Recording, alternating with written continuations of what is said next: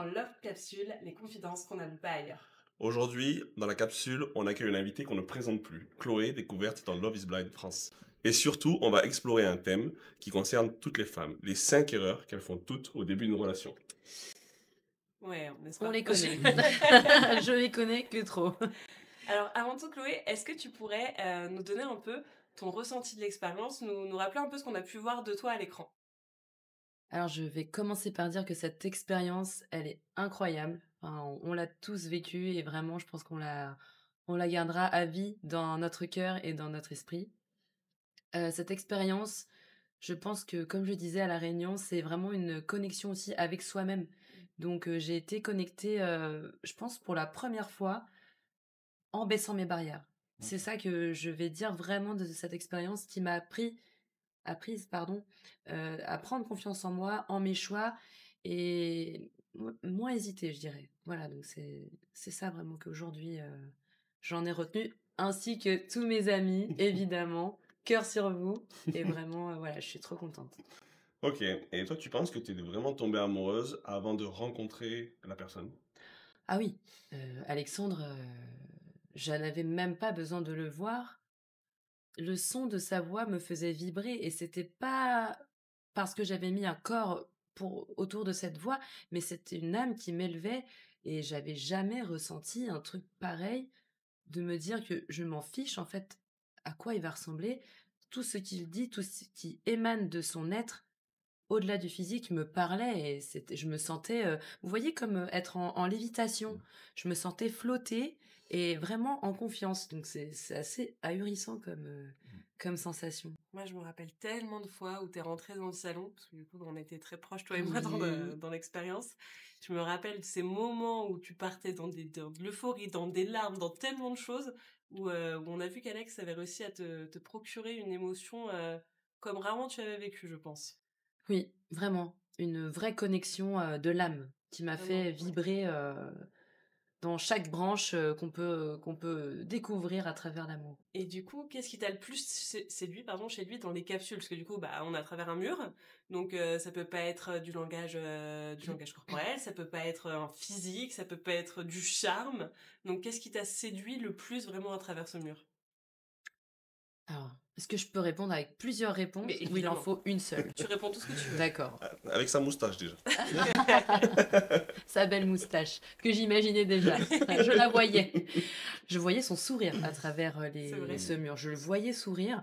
Et c'est dingue parce que lui aussi m'a dit, je te voyais sourire, j'entendais ton rire. C'est une communication où on peut essayer de se voir comme une âme. Enfin, vraiment, c'est assez incroyable de se voir comme une âme. Je sais pas, faut vraiment avoir la vision. Et je pense que tous les participants, on peut un peu s'identifier à ça.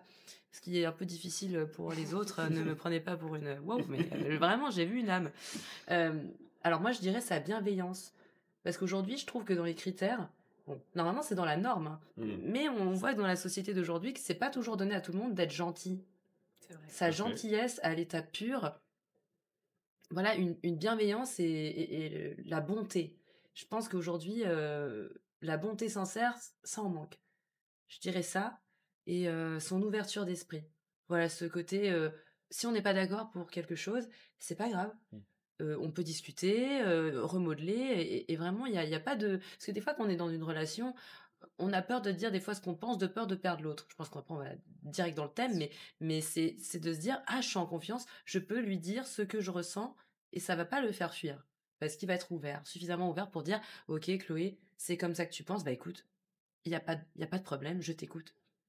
Est-ce que tu as eu peur de la rencontre physique? Alors, on a toujours un peu peur, là, tu tapes dans le... On a cette appréhension, mais je me suis dit que je l'aime déjà, ça ne peut que confirmer que je l'aime.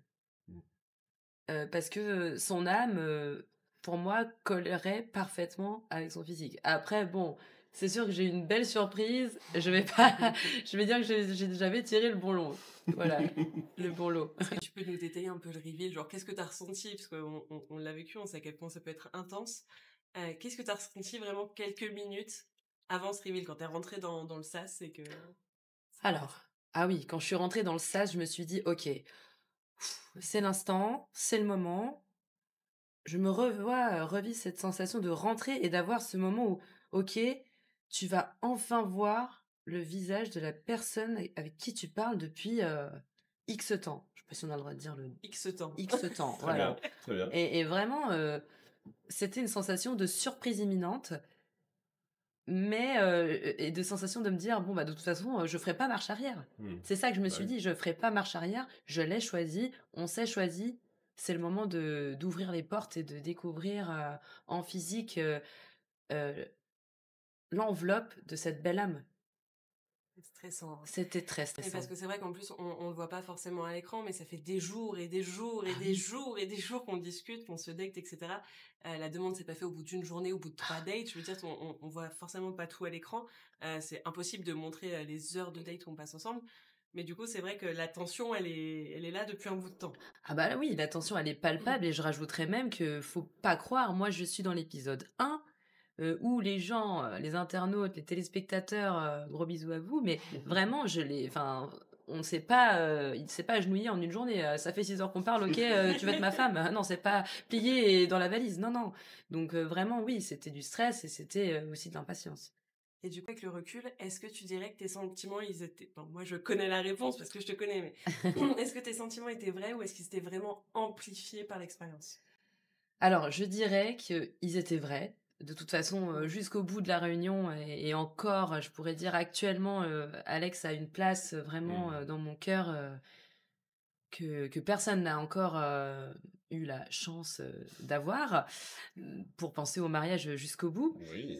C'est une place quand même hyper spéciale, hein, unique Oui. jusqu'à présent et vous en incarnez d'ailleurs Merci. une très très belle image et je suis vraiment très très fière de vous voir ensemble. Vous êtes magnifiques. Une petite parenthèse qui est nécessaire tout de même. Hein. Mais alors, une chose, je pense qu'elle s'était amplifiée dans les capsules parce qu'on était dans un univers où il n'y avait pas de possibilité de couper. Donc forcément, on n'était pas dans la vie de tous les jours, où on pouvait pas se dire, ok, je pense à autre chose, à manger, à mon travail, à ce que je dois faire après. On était uniquement là pour ça. On mettait notre vie entre parenthèses pour vraiment nous consacrer à l'amour. Donc d'une certaine façon, ils étaient amplifiés, mais d'une autre façon, c'était quand même réel. C'était pas, oui, bah je t'ai aimé dans les capsules, mais maintenant, bah en fait, je t'aime plus trop. Non, non, non. Ça c'était réel. Tu penses que d'avoir fait l'expérience a changé ta vision des relations?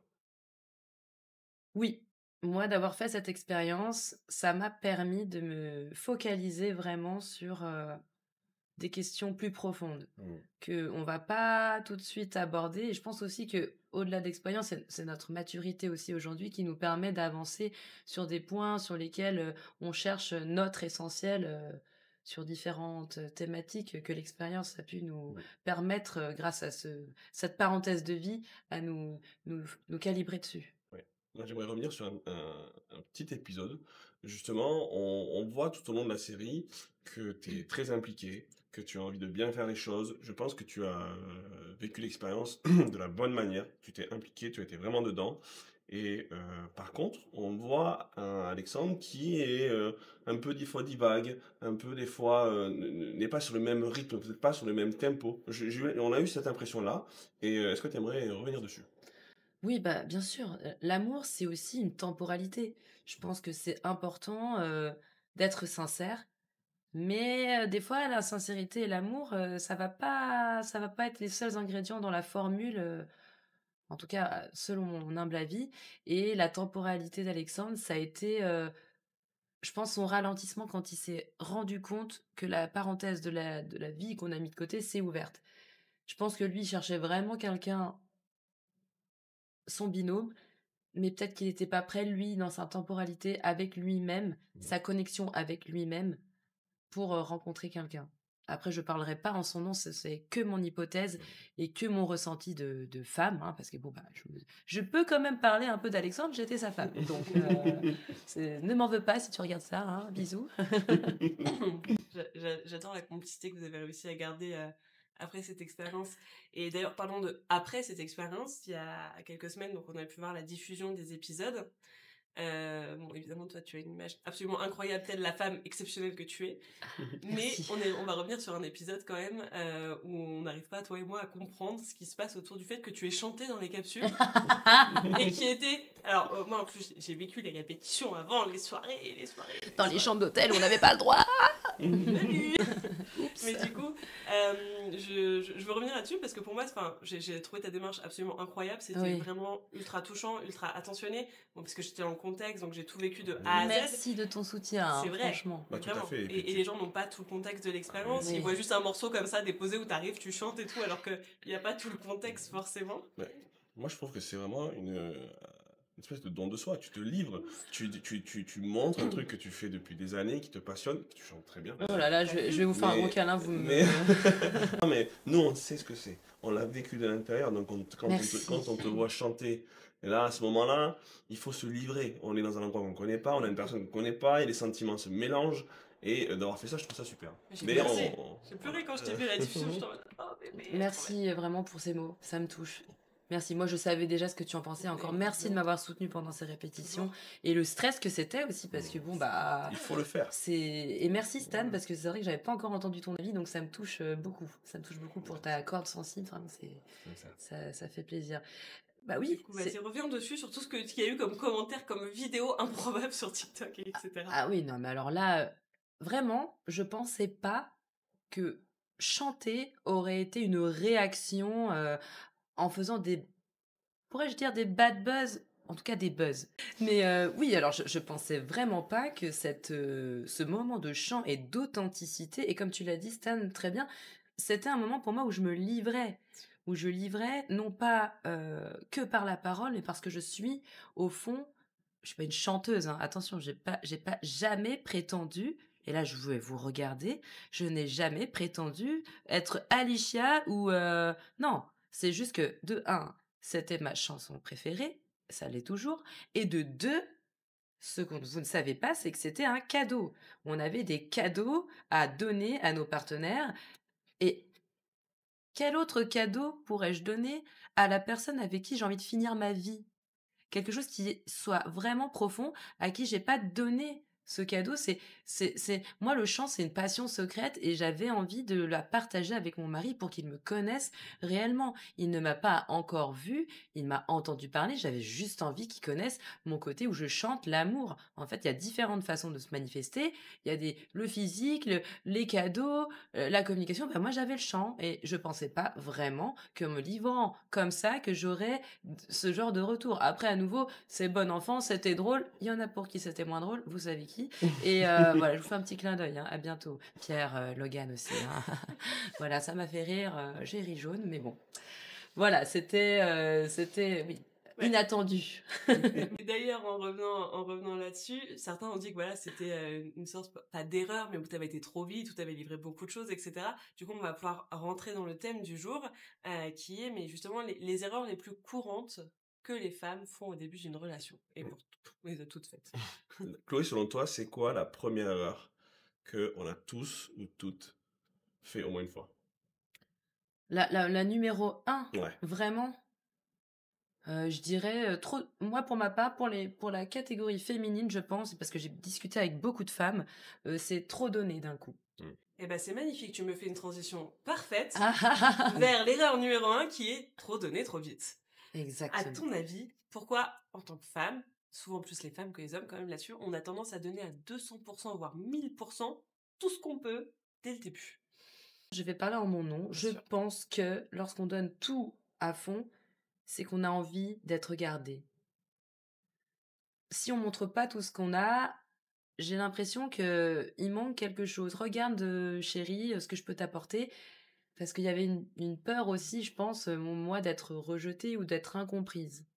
Donc, le côté où je te donne, regarde ce que tu peux apprécier de moi, voilà ce que je suis. Mais il faut pouvoir déjà baisser certaines barrières pour en arriver là. Bien sûr. Est-ce que tu as déjà eu l'impression de t'oublier dans une relation? Oui, oui, oui, beaucoup, complètement. Ok. Moi, en fait, je pense que j'aime tellement que mon bonheur, il va passer en second plan.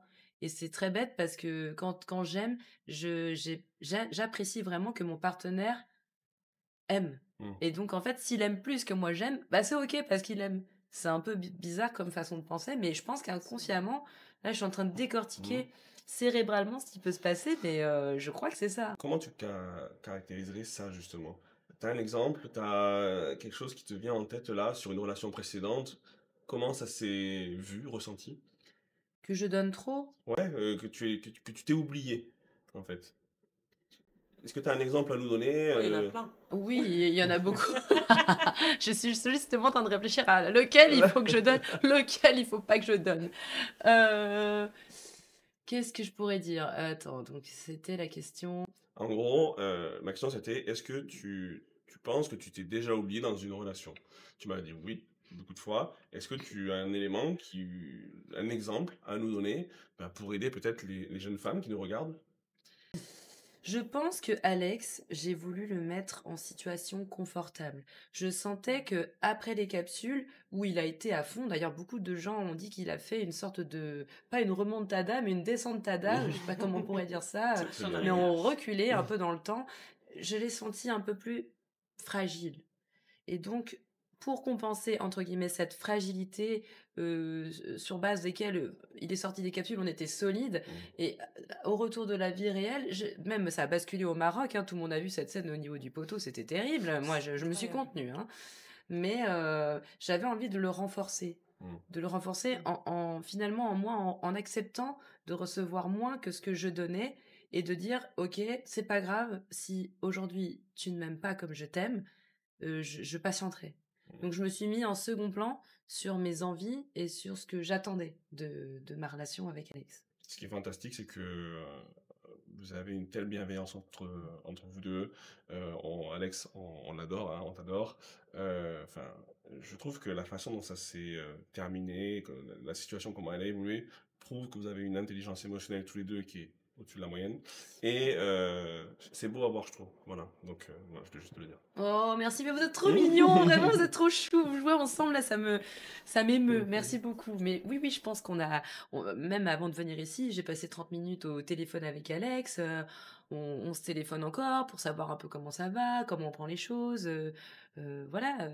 Non, c'est vrai qu'on a une connexion où on a toujours fait avec bienveillance. On s'est jamais mis des bâtons dans les roues. Non. Là, j'ai une question, ça me fait rire parce qu'on en a longuement parlé, toi et moi, en sortant de l'expérience. Oui. À ton avis, comment garder un équilibre justement sur ce que tu donnes et ce que tu reçois, mais sans te brider? Parce que je sais qu'on est le genre de personne à vouloir donner beaucoup trop. Et du coup, comment trouver cet équilibre? Alors, je pense qu'aujourd'hui, je suis encore en cours de recherche là-dessus parce que je ne sais pas. Je t'ai donné des éléments. Oui, tu m'as donné des éléments. Alors, elle m'a donné un élément extraordinaire avec une sorte de jauge comme ça. Je me rappelle encore, t'as fait un podcast de 2 minutes pour moi, rien que pour moi, quel honneur. L'Académie Audi version Love, c'était vraiment incroyable. Et moi, mon curseur était vraiment dans le rouge déjà et faut s'ajuster. Je suis d'accord avec toi et je reviens sur ce que tu m'as appris et c'est génial, faut s'ajuster. Je pense que dans ma prochaine relation, bon, pour l'instant, voilà, je lève un peu le pied là-dessus, je laisse mon cœur cicatriser. Je pense qu'effectivement, j'arrêterai d'appuyer sur l'accélérateur pour voir l'action-réaction.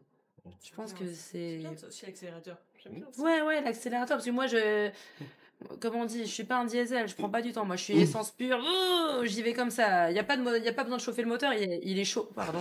Il est chaud patate. Je suis généreuse en fait, donc c'est ça. Oui, ça se voit. Est-ce que tu penses que beaucoup de femmes portent un masque au début des relations? Alors, est-ce que pour ma part, moi, je me mettrais pas dedans parce que je suis cash. Mais il y a peut-être des femmes qui mettent ce masque pour être acceptées, en arrondissant certains angles, en n'étant pas tout de suite dans le côté pointu. Oui. Pour que le mec se dise ok, elle est adorable, machin, et que cette complicité et l'approfondissement de la relation puissent se faire sans débordement, entre guillemets. Peut-être que je me trompe. Je crois pas. Et justement, donc sur ce défaut numéro 2 qui est de vouloir être parfaite, à ton avis, pourquoi on a tendance à vouloir un peu cacher nos défauts pour être sûr de plaire? Alors, cacher nos défauts, je pense que c'est pour régler, entre guillemets, un sentiment d'insécurité. Je pense que, en fait, on n'a pas envie d'être rejeté et du coup, ben, on a envie que ce soit malléable et qu'on n'ait pas tout de suite un affront. Et en fait, qui dit affront, dans notre vie de tous les jours, on a l'impression qu'en 2025, un affront, on réfléchit plus, ok, ah t'es comme ça, mais en fait non, j'avais pas vu les choses sous cet angle, et ben écoute, je crois qu'on n'est pas fait pour être ensemble. C'est triste à dire, c'est aujourd'hui, je trouve, une déconstruction du couple, et on n'arrive plus à construire ensemble. Et cette peur d'abandon et de rejet immédiat, il est extrêmement présent dans notre génération, hein, qu'on appelle millénium, hein, c'est ça qu'on m'a dit souvent, hein. Je fais une petite parenthèse, mais vraiment que on n'a pas envie d'être rejeté et du coup, on avance dans cette déconstruction dans notre couple parce qu'on a peur en fait. C'est vrai qu'on est un peu dans une société de tellement de surconsommation, genre Oui. si ça va pas, ça ira mieux ailleurs, alors qu'en fait ça n'ira jamais mieux ailleurs en plus. Mais du coup c'est vrai qu'on a peur de ça. Moi avant de te rencontrer, bien évidemment, Incroyable. mais avant de te rencontrer, j'étais pareil, c'était en mode de toute façon, s'il y a la moindre dispute, je sais qu'il va partir. Parce que bah maintenant, il y a tellement c'est la jungle. C'est la jungle. C'est triste, c'est l'autoroute de l'amour en fait. Rétrograder, c'est un échec. Je pense qu'en fait, c'est ça, ouais, on y est, c'est quand on se heurte à un différent et que si la discussion elle est pas possible, bah en fait, tu penses comme ça.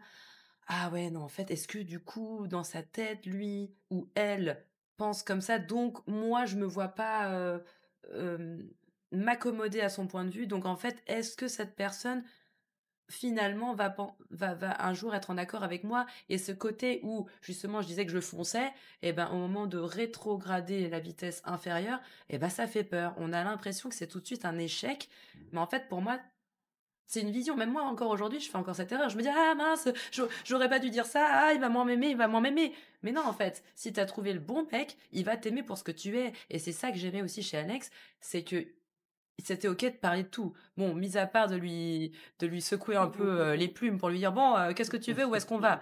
J'aurais dû peut-être faire ça et j'en ai parlé tout à l'heure au téléphone. Il y a des moments où j'avais envie de m'exprimer, j'avais envie de gueuler, il m'a dit mais t'aurais pu. Mais il me dit ça, c'est terminé maintenant, c'est plus facile. Mais à chaud avec les caméras, le quotidien, c'est clair que nos réactions n'auraient pas été les mêmes. Et ça, cette question-là concernant l'expérience, je pense qu'on était quand même dans des conditions où ce n'est pas comme dans la vie réelle. C'est un côté où on est filmé H24, on a cette pression de la caméra, donc c'est pas toujours simple. D'après toi, est-ce que montrer ses vulnérabilités peut au contraire renforcer l'attirance? La vulnérabilité, ça serait alors, on est vulnérable quand on est en confiance avec quelqu'un. Si on n'a pas peur d'être jugé et qu'on est suffisamment en confiance et qu'on a finalement enlevé cette carapace de femme forte, moi je sais que je le fais, j'ai le côté un peu femme forte, oui, non mais ça me touche pas. Or, bon, on l'a pas vu dans cette expérience, hein, oui, oui. Mais là, je cherchais mon mari, donc j'étais prête à être vulnérable avec mon mari. Si il n'accepte pas ma vulnérabilité, alors c'est que c'était pas le bon. Pour moi, effectivement, donc oui, c'est positif si on arrive à être vulnérable, c'est montrer une partie de l'iceberg qui est immergée. Parce que quand dans la vie de tous les jours, sous l'eau, on la voit pas, donc forcément, c'est quelque chose où on se dévoile. C'est exactement comme le chant. Et je vais rentrer dans la troisième erreur qui est un peu de idéaliser un peu trop vite la relation, le partenaire, etc. Et du coup, est-ce que tu as l'impression aussi qu'on projette un futur, nous les femmes, c'est tout pour ça, très vite, tu le rencontres, tu dis c'est bon, on va aller plus loin, etc. Et du coup, on projette un potentiel, en fait, en la personne, plus que la personne en elle-même. Oui, je pense que en fait, on a tellement envie d'avoir ce futur qui est entre guillemets «parfait» qu'on va vraiment accepter, oui, oui, on va décaler les points négatifs pour se focaliser sur le positif. Ça, je pense que c'est humain, on a envie que ça marche. Sauf si, c'est one shot, OK, c'était sympa, merci, au revoir, quoi. Mais on n'est pas dans cette thématique. Est-ce que toi, tu t'es déjà imaginé marié au bout de 3 rendez-vous? Là, ça, jamais. Jamais. Jamais dans la vie de tous les jours, je me dis: «OK, je crois que ça fait 3 fois qu'on se voit, je crois que j'ai envie de te dire je t'aime». Non, ça je l'ai jamais dit et d'ailleurs, je crois que j'ai vraiment mis peu de temps à l'avouer à Alex, hein. Ça j'étais moins pudique dans cette expérience parce qu'on s'est connecté avec une âme, avant de se connecter avec un physique. Donc, le fait d'être en confiance avec une âme m'a permis de délivrer ce message d'amour et ce sentiment que j'avais pour Alex pour de vrai plus facilement que, effectivement, d'habitude, je dis pas le je t'aime tout de suite. Mm. Il arrive après 3-4 mois, voire plus. 6 mois. Au bout de combien de temps vous êtes dit je t'aime, Alex et toi? Alors, pour la petite blague, moi, je lui ai dit je pense que je lui ai dit aux appartements quand il était sur le point de quitter l'expérience. Mmh. Parce que, bon, Alex, vous l'avez vu prendre son sac à dos, partir. Il y a eu plusieurs épisodes comme ça. Voilà, des moments de flottement, des moments où il savait pas trop où est-ce qu'il allait. Et un moment, je pense que dans le but d'idéaliser la relation et de sauver notre couple, sur le moment où il allait partir, je lui ai dit: «Je suis amoureuse de toi. Tu vas partir au moment où j'étais sur le point de te dire que je suis amoureuse de toi». Donc quelque part, j'avais peur qu'il s'en aille et qu'il ne découvre pas que, en fait, au fond, je l'aimais. Mais je pense que ça, il avait déjà deviné. Mm. Il avait pas forcément besoin de l'entendre, lui, mais moi, j'avais besoin de le dire. Ok. J'avais besoin de le délivrer et pour répondre à l'autre question, Alex ne me l'a jamais dit. Ça a été très dur de me marier avec quelqu'un qui ne m'a pas dit qu'il m'aimait, mais il m'a dit qu'il tombait petit à petit amoureux. Mais il m'a jamais dit qu'il m'aimait. Donc ça, est-ce que ça a été mon erreur de femme d'accepter effectivement de flouter cette partie-là et de prendre que d'idéaliser le potentiel que Alex me donnait? Ça encore aujourd'hui, je dois encore y réfléchir parce que j'ai pas la réponse.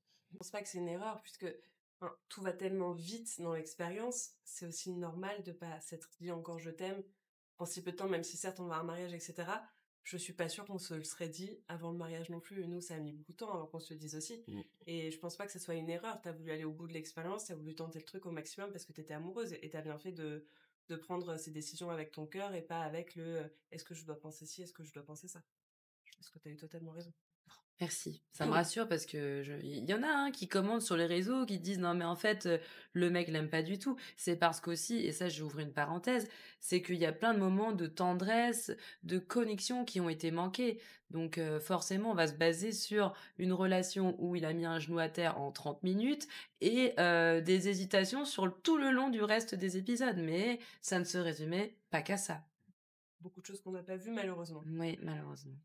Est-ce que tu peux nous dire, à ton avis, comment garder les pieds sur terre sans effacer un peu la magie du début d'une relation, mais justement quand c'est comme ça, dans des moments un peu flous, de te dire, ok, je garde les pieds sur terre, et en même temps, j'ai pas envie d'enlever toute la magie du début. Je pense que c'est l'écoute de l'autre qui va me permettre de me dire: «OK, là, il est moins bien aujourd'hui, mais il m'a quand même dit des choses fortes» et non pas que la communication verbale, mais par les actions, de pouvoir, constater que, l'amour, par, les actions menées, les services rendus, et pas que les cadeaux, mais vraiment, c'est tout ça aussi qui va permettre de savoir, OK, c'est pas tous les jours en haut, c'est pas tous les jours en bas. Il y a ce middle qui est la vie du quotidien et qui nous permet de rester un peu non pas trop non plus, en l'air, comme j'ai été souvent un peu trop, rêveuse et en espérant, garder les pieds, dans les nuages, mais de garder ce côté terre à terre en se disant que de toute façon c'est up and down et c'est comme ça. Il y a une erreur qui revient souvent aussi, c'est le fait de ne pas poser de limites. Euh, Pourquoi c'est si dur au début de dire non?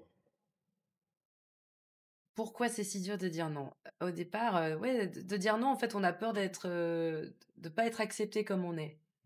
Que le partenaire se dise: «Ah, en fait, t'es comme ça. Ah bah, en fait, je t'ai pas vu comme ça me» que finalement le partenaire va faire un pas en arrière. Ce step back, je pense, Mm. qui fait beaucoup peur.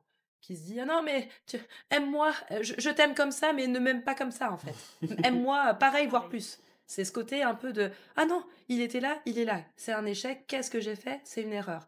Et en fait, c'est pas une erreur. Au final, c'est de s'aimer toujours soi et de pas avoir trop de variantes en fonction de ta réponse. Si ton partenaire t'aime vraiment, il doit comprendre aussi qu'il y a des choses qui te plaisent pas. Totalement. Et justement, t'as déjà eu ce moment où tu t'as refusé de poser tes limites, de peur de décevoir l'autre? Euh, alors oui, j'ai eu une relation auparavant où vraiment c'était le lieu géographique. Parce que j'habitais en Guadeloupe, comme vous le savez, et j'ai eu une relation où la personne, elle voulait rester en Guadeloupe et moi, je n'imaginais pas, ne pas rentrer en France. Mmh. Donc là, j'étais restée plus longtemps, j'ai essayé de voir comment le faire changer d'avis, mais c'est vrai que j'étais plus à me dire: «Bon, bah, je rentrerai pendant les vacances». Ça, c'était terrible de me rabaisser à ce niveau-là parce que ma famille, finalement, je suis rentrée pour eux et j'ai vu finalement que, bah, c'était pas pour moi. Ouais. Je sais pas si ça répond à votre Ça question. répond Ouais, totalement. tout à fait. C'est quoi, selon toi, un red flag qu'on ne doit jamais ignorer? Alors, un red flag qu'on ne doit jamais ignorer, le respect. Mmh. C'est quelque chose qui ne doit pas faire partie des critères parce que c'est la base de le respect de l'autre. Le respect de pas vouloir, certaines choses, le respect de bah, je vais le dire, hein, le respect de la sexualité, c'est pas un devoir conjugal, c'est une envie mutuelle. Voilà, c'est un message un peu fort, je pense que voilà, ce message, si la personne regarde, se sentira concernée, mais voilà, c'est la base. Respecter qu'on n'ait pas envie de faire telle ou telle chose, OK, tu veux pas, bon, moi je voulais, et ben c'est OK. Ça, c'est non négociable, hein, les filles, c'est non négociable. Je suis fière de toi. Merci. On va passer à la 5e erreur, un peu confondre tout ce qui est intensité et amour. Est-ce que selon toi, on peut confondre le stress, la passion, l'adrénaline avec de l'amour? Parce qu'au final, l'amour, c'est censé être plutôt sain et pas trop destructeur. Moi, je pense que j'ai encore du mal à différencier la passion et l'amour. Parce que la passion, on est comme ça, on est bien avec la personne, tout s'emballe et on a l'impression que c'est de l'amour. Mais en fait, la passion, à la différence, je pense, de l'amour, c'est quelque chose qui peut s'estomper. L'amour, ça s'entretient, c'est une plante qu'on arrose, qu'on met au soleil, qu'on enlève du soleil, il faut de l'ombre, il faut de l'air. C'est un équilibre à avoir. La passion, c'est un torrent, c'est un tourbillon dans lequel on est comme ça, on est waouh, ça me transcende et puis ça part, et là, quand ça part, c'est là qu'on se rend compte que c'était de la passion Et que c'était pas de l'amour. et que c'était pas de l'amour. Justement, pour rester sur le thème de la passion, tu penses qu'une relation stable peut être passionnante dès le début? Ah, c'est une très bonne question. Là, j'en sais rien. De savoir si une relation stable n'est pas forcément passionnante au début. Peut être passionnante Mais dès le début. ah, dès le début? Oui. Ah, une relation stable peut être oui, oui, elle peut être passionnante dès le début. Après, qu'elle soit stable, que la passion s'essouffle, mais elle est remplacée par, le quotidien, l'amour, plus calme et moins passionnant, mais qui reste toujours à la hauteur de notre espérance, oui. Mm. En tout cas, je l'espère, hein, parce que bon, voilà, hein, j'espère le vivre un jour comme vous. Et à ton avis, comment on peut différencier le vrai feeling d'une dépendance émotionnelle? Parce que du coup, quand t'es dans la passion, souvent t'es dans une dépendance. Tu n'es pas dans un amour sain, t'es dans quelque chose de très dépendant. Donc à ton avis, comment on peut réussir à différencier ça? Non, je pense que si on est dans une relation stable, on est OK, on est équilibré, on n'est pas obligé d'être collés toujours ensemble. Ça, ce stress, d'être à proximité ou d'être constamment avec la personne, je pense que ça doit alerter aussi. Parce que vivre cette, histoire avec quelqu'un qui est tout le temps sur ton dos, c'est pas ça l'amour. L'amour, ça permet, je pense, d'offrir une liberté à l'autre et de savoir que même si t'es pas à côté, que tu pars en voyage, je t'aime toujours, tu es loin, mais si ton bonheur, c'est de vivre ce voyage ou qu'importe, quelque chose qui n'est pas partagé avec moi, c'est OK. Moi, je suis heureuse de te savoir heureux. Et qu'une dépendance où je suis obligée d'être avec toi, pas d'avoir ce contrôle, mais quelque part d'avoir ce lien physique toujours, c'est pas une relation stable, c'est pas quelque chose d'équilibré pour moi et viable sur le long terme. Ok. On va passer à une phase où je vais vous poser des questions à toutes les deux et où moi-même je vais tenter d'y répondre. On Génial. va pouvoir échanger sur la question. Donc chérie, est-ce que tu penses qu'on apprend vraiment de nos erreurs ou qu'on les répète à l'infini? Moi, je les ai beaucoup répétés. On Je en savais ce a, que on en t'allais a dire. parlé, Je ça. savais ce que Pour t'allais le coup, dire. je les ai beaucoup répétés, mais c'est pour être sûr, Mm. tu vois, c'est vraiment pour être sûr. Euh, je J'ai pense compris. qu'à un moment, tu dis, bon, j'en ai marre de la revivre. Non, je pense que tu commences à apprendre de tes erreurs, justement, quand tu as fait un travail sur toi et que tu as commencé à t'aimer. Moi, c'était vraiment le déclic, c'est quand je me suis dit, ok, là, si je répète cette erreur, c'est parce qu'en fait, j'ai pas assez de respect pour moi, je ne m'aime pas assez, en amour en tout cas. Et c'est vraiment à partir du moment où j'ai travaillé sur moi, je me suis dit, ok, en fait, non, je suis là, les mecs sont là, et moi, je dois m'aimer là. En fait, je dois m'aimer beaucoup plus. Et à partir de là, j'ai arrêté de répéter mes erreurs, et c'est le moment terminé. Très bien. C'est Bon génial. timing. Vachement bien. Hein. L'amour, c'est du timing, hein, aussi. Hein. Bon timing. Moi, si je devais répondre, je pense que nous, les garçons, c'est un petit peu différent.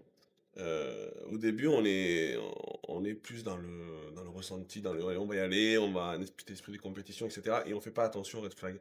On est comme on est, c'est, je pense, souvent aux autres de s'adapter à nous. Je parle des filles.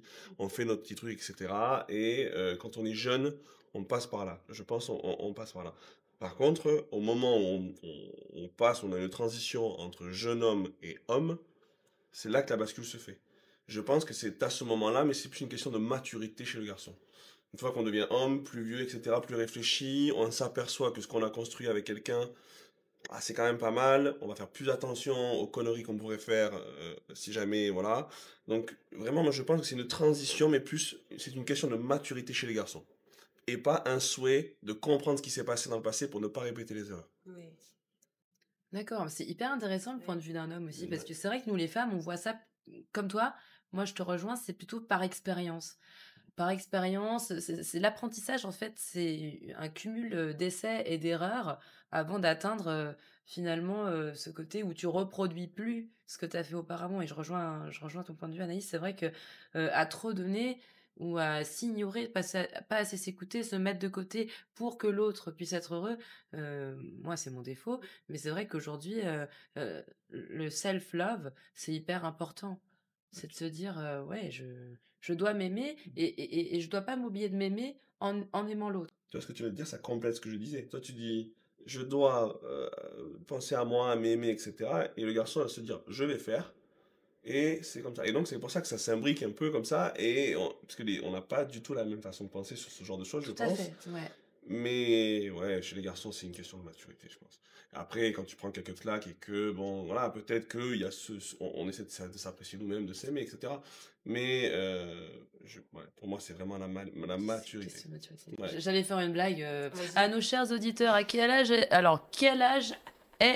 j'arrive plus à parler. À quel âge les hommes sont matures? Voilà. Tard. Je suis à la recherche de la maturité, s'il vous plaît. Voilà. Appel. Si vous êtes la maturité, vous pouvez écrire sur... Écrivez-moi, je suis mûre. Par contre, non, 60 ans, c'est déjà passé. Hein. T'as l'impression qu'il est mature, mais en fait, il est sourd. Il en a marre et il n'entend plus rien. Voilà. T'as entendu? Allez, je repars sur un truc sérieux, on va à peu près. Par rapport à toutes les erreurs qu'on a citées avant, je te pose la question à toi en premier. Est-ce que tu penses que les hommes font les mêmes erreurs au début avec les femmes ou c'est vraiment typiquement féminin, ce qu'on a pu dire? Ah, c'est super intéressant. Et je pense qu'on fait pas les mêmes erreurs. Non. C'est Ah vrai. ouais? Non, je pense pas qu'on fait les mêmes erreurs. Les garçons se posent pas la question si est-ce que je donne trop, est-ce que je donne pas assez, est-ce qu'elle va m'aimer comme je Vous suis, êtes etc. pragmatique. Après, il y a plusieurs types de garçons. Voilà, il y a des garçons qui sont un peu plus introvertis, d'autres qui ont du succès avec des femmes. Et en fait, je pense que déjà le modèle de base n'est pas le même en fonction du type d'homme. Bon, si je devrais prendre une généralité, les gars, je parle en notre nom et promis, je vais essayer de faire la chose bien. On se pose pas de questions. Je pense que quand on est un homme, après il y a une question d'éducation aussi, je trouve, mais peut-être qu'on ne fait pas attention à ce que les actes qu'on va faire vont avoir des conséquences peut-être irréversibles sur beaucoup de femmes. C'est vrai ce que tu dis. Je pense que ça, et malheureusement, malheureusement, quand tu es un jeune homme plein de testostérone à 18 ans et que tu penses qu'à ça parce que la génétique te fait que tu n'as pas la maturité, je pense, physique, émotionnelle, etc., pour penser à ce genre de choses. Et donc, bah voilà, je pense que c'est ça, voilà, l'homme est très concentré, je pense, sur lui-même, ne fait pas attention aux dégâts qu'il pourrait faire sur des jeunes femmes qui apprennent l'amour. Voilà ce que je pense. Ouais, ça fait un peu comme si un peu petit garçon qui pense à son truc et qui dit ah mais non mais c'est pas ce que je voulais dire et c'est pas ce que je voulais te faire comprendre. Mais oui je te rejoins, c'est une très bonne analyse. Ouais. Et toi, t'as déjà eu des gens qui ont fait ces erreurs-là avec toi ou pas?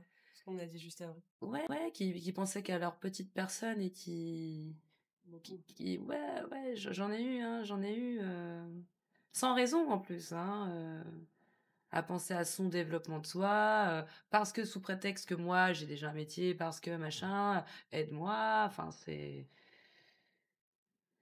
un peu égoïste, mais d'un côté, le couple aussi, c'est un équilibre. C'est tu m'aides, je Bien t'aide, sûr. mais il y a une balance à respecter, je pense aussi. Il y a un minimum requis de chaque côté et faut pas que la balance soit trop, déséquilibrée. Ouais, la question que tu as soulevée là me fait penser à autre chose. Qu'est-ce que vous pensez de ce schéma-là que je vais vous exposer? Je trouve que les jeunes garçons très jeunes sont tout feu tout flamme, l'amour, on s'en fout, les relations, etc. Très bon, penché sur la conquête des filles, etc. Et la courbe est montante, comme ça. Les jeunes filles arrivent dans leurs premiers amours, croient en l'amour, croient en la beauté de la relation, etc. On y croit encore. Et je Oui, pense, toujours, non mais, toujours. je pense que à ce moment-là, heureusement qu'il y a des couples, Dieu Ah merci. bah, oui, Dieu Mais, merci. mais je trouve que les idées sont un peu comme ça. Mais quand les chemins se croisent vers 30, 40 ans, que la jeune fille a eu sa première relation, est devenue maman, etc. Bon, le divorce, elle s'est occupée des enfants, elle s'est un peu délaissée. Et je trouve qu'à 30, 40 ans, ça devient 30, 45 ans. Je trouve que les femmes se révèlent dans une seconde vie à 30, 40 ans après avoir vécu une histoire d'amour, bon, on va dire sur un divorce, etc. Et là, je trouve que ce sont les femmes qui sont beaucoup plus penchées sur les nouvelles rencontres, la sexualité, c'est un mot peut-être fort, mais je pense qu'on en est là. Et certains hommes qui étaient tout feu tout flamme à 18 piges se retrouvent à 40 ans et sont un peu moins là-dedans. Je trouve qu'il y a en fait, il y a une croisée des comportements qui se fait entre un jeune homme de 18 piges et une jeune fille quand ils deviennent adultes. Mais c'est vrai que nous, quand on est plus jeune, on a envie de croire enfin, on a envie de vivre. C'est même pas, on a envie de croire, c'est on a envie de vivre des belles histoires d'amour. Et après, on est déçu, Une déçu, déçu, histoire déçu. idéale, Donc, ouais. on n'a plus envie de vivre ces belles histoires d'amour. Donc, c'est vrai que on commence à devenir ce que vous étiez à 18 C'est ans. vrai. On commence à changer. Et vous, vous dites, c'est bon, j'ai vécu ma sexualité, De j'ai tout vécu. ouf. Maintenant, j'ai envie de me poser. Sauf que nous, maintenant, on est en mode, vas-y, tu m'as tellement pris pour une conne, j'ai plus envie de me poser. Mais oui, C'est vrai, oui, il y a la mais croisée. punaise, On a déjà eu c'est cette discussion, c'est vrai. ouais, c'est génial comme réflexion parce que c'est vrai que nous, en tant que femmes, on idéalise, c'est comme le mariage, qui, quand on était petite, n'a jamais pensé à cette robe de princesse, ce moment qui va être le nôtre, je serai belle. Et c'est pas être superficiel de penser comme ça, c'est parce que c'est la vérité. Et parce que le premier amour, on a envie d'y croire, moi, mon premier amour, j'avais 16 ans, pour moi, c'était bon, ça a duré 5 ans, mais je pensais que c'était vraiment lui avec qui j'allais me marier et on a tous eu ce premier mindset à se dire: «Waouh, c'est mon futur mari». Puis celui d'après aussi, hein, Celui d'après aussi. non, il y en a eu que, franchement, Que dans ma 12. vie dans ma vie, il y a eu 3 personnes. 3 personnes pour qui j'ai vraiment Mhm. pensé, dont Alex, que c'était, mon futur C'est déjà mari. pas mal. Voilà. Et puis à la croisée des mondes entre guillemets, c'est vrai que à 40 ans, moi, j'ai eu un amour passionné et avec beaucoup de respect encore aujourd'hui, où cet homme-là, on avait quand même une différence d'âge assez grande. On avait 16 ans d'écart. Et lui, il était marié, il était divorcé et il avait besoin de rencontrer cette femme avec qui il voulait faire le restant de ses jours. Mhm. Moi, j'avais moins de 30 ans, j'étais encore... moi, j'étais déçue, j'étais blessée dans mon amour et j'avais cette envie de... Malheureusement, ouais, tu disais 18 ans, mais j'avais encore moins de 30 ans, j'étais tout feu tout flamme, j'avais plus envie de souffrir en amour et effectivement, moi, j'étais pas encore accordée à ce timing-là et c'est vrai que cette croisée de cet âge-là, il est totalement... c'est vrai que je l'ai vécu, donc ça fait tout drôle que tu m'en parles aujourd'hui.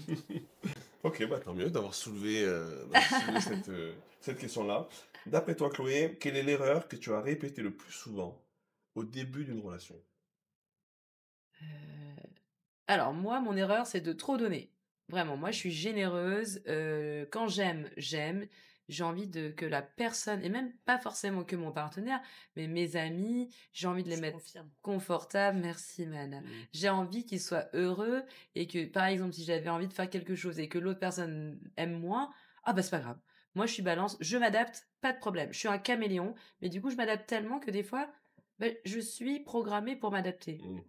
Et j'oublie en fait mes premières envies. Donc ouais, je pense que c'est vraiment ça. Et est-ce qu'il y a une erreur où tu t'es dit, celle-ci, je ne veux plus jamais la faire? Celle-ci, alors, l'erreur que je peux faire. Ou alors t'as envie de continuer les erreurs. Hein. Non, non, non, non, non, non. Alors, l'erreur que je veux plus Les faire... moustachus. Je sais pas, qu'est-ce que je pourrais faire? Faire confiance aveuglément, peut-être? Ouais, faire confiance aveuglément, il faut vraiment pas que je... Non, je mets un point d'honneur à me dire qu'il faut écouter son instinct et s'écouter. Voilà, plus m'écouter. Et c'est ce que j'ai appris dans cette expérience aussi, c'est faire confiance, mais en s'écoutant. Voilà. Je sais qu'on a beaucoup de jeunes femmes qui nous écoutent dans ce podcast Love. Et justement, quelle erreur tu leur dirais d'éviter absolument? Absolument. Qu'est-ce qu'il faudrait pas à s'oublier? C'est ça. Moi, les filles, bonsoir. Ne vous oubliez pas. Moi, je pense que il y a beaucoup de monde qui ont dû se reconnaître. Vous me direz en commentaire si vraiment, ouais, le don de soi. Le don de soi, ok, bah c'est comme ça. Bon, ok, je donne, c'est pas grave. Le c'est pas grave, il revient trop souvent dans notre logique. Il revient trop souvent. Ah oui, ah c'est pas grave. Ah ça fait rien. Bon bah une autre fois. Non, il y a une autre fois, et puis après, finalement, c'est quand? C'est quand la prochaine fois? Jusqu'à où on peut donner et se battre pour finalement pas avoir un gain de cause à un moment? C'est vraiment avoir un équilibre, c'est hyper important. Et justement, si tu pouvais revenir genre une dizaine d'années en avant, genre à la jeune femme de 20 ans que tu étais, qu'est-ce que tu aimerais te dire au niveau justement des hommes, de toutes ces relations? Est-ce qu'il y a un truc où tu te dirais ça, j'aurais aimé qu'on me le dise quand même? Il faut que l'homme t'aime pour ce que tu es.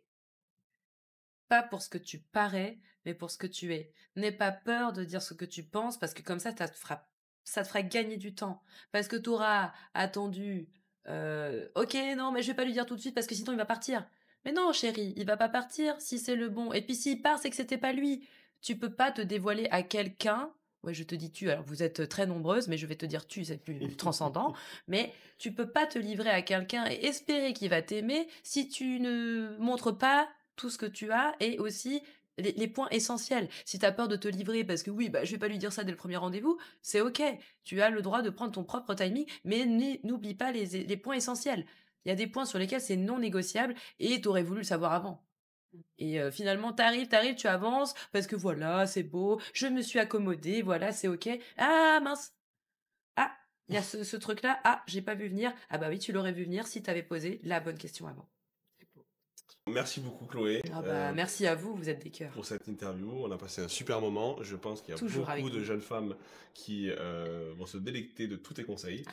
C'était super. Donc n'hésitez pas à nous dire en commentaire ce que vous avez pensé de cet épisode et je vous dis à la semaine prochaine. À bientôt!